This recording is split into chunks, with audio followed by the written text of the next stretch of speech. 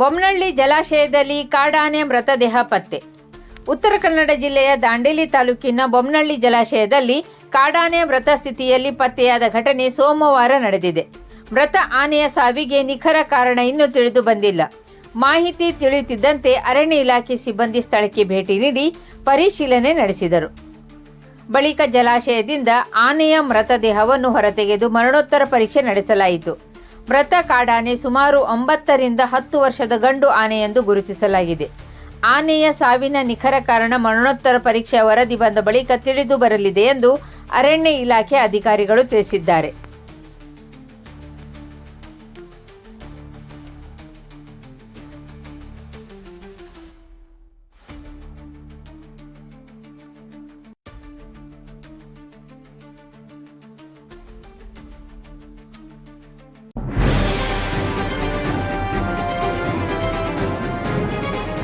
ಇದು ಖಾಲಿ ಡಿಜಿಟಲ್ ವಾಹಿನಿ, ಸತ್ಯ ಮತ್ತು ಸ್ಪಷ್ಟ ಸುದ್ದಿ.